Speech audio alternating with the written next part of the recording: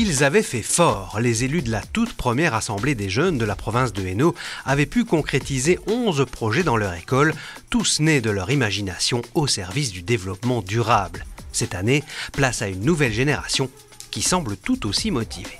Tous ces jeunes sont les nouveaux élus de l'Assemblée des jeunes deuxième génération puisqu'on entame une deuxième mandature en septembre de cette année. Cette journée a pour but de les rassembler déjà, une toute première fois, pour qu'ils apprennent à faire connaissance. On va aussi profiter de ces journées pour les former sous forme d'ateliers au rôle qui va leur être confié pendant les 2 années qui suivent. Des jeunes invités à s'exprimer et à s'ouvrir sur le monde, comme au sein de cet atelier coup de poing où les idées fusent. Les animaux, ils sont pas bien, ils sont pas heureux, ils sont malheureux. C'est pour ça qu'on met le slogan là et on va expliquer. Oui. Ok, ça va.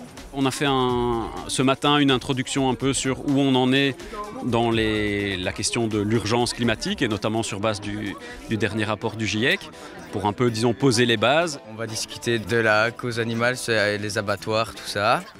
Et parce qu'il y a la surconsommation de viande. Nous, le thème, c'est sur les voyages scolaires. Peut-être une des choses, ce serait pas en faire plein, mais en faire un dans le cadre de l'Assemblée. Oui. Et par exemple, aller rencontrer des écoles dans d'autres pays qui sont aussi dans ce genre d'action comme vous. Qu'est-ce qu'on va faire de ces idées maintenant ?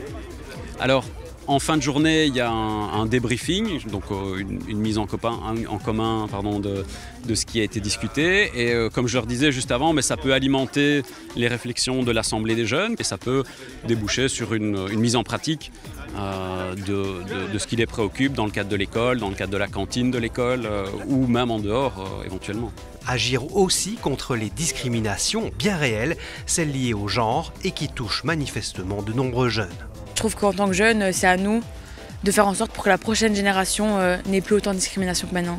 On sait que LGBTQIA+, c'est beaucoup de monde, c'est beaucoup d'identités différentes et qui subissent des discriminations, qui subissent des violences même physiques, morales, mentales, verbales. C'est des réalités du quotidien pour beaucoup de monde et donc c'est important en fait de faire évoluer les mentalités pour que ça change. Tu as des exemples éventuellement de choses concrètes que vous pourriez mettre en place ?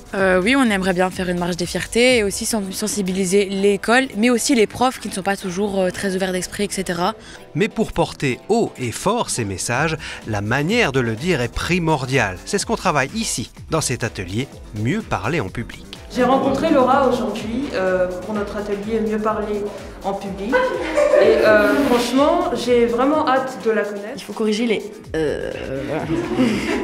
les E que tout le monde fait en début de phrase. Je pense que c'est devenu un tic de langage dans la vie courante. Et puis, il faut gommer tout ça un petit peu, mais ils sont encore jeunes, donc on va y arriver. Ça s'est plutôt bien passé, mais disons que les caméras et le regard des autres un petit peu, ça m'a un peu perturbée. Sinon, dans l'ensemble, je ne prononce pas d'onomatopée comme E ou E. Regard, les E et votre ancrage en sol. À qui le tour ?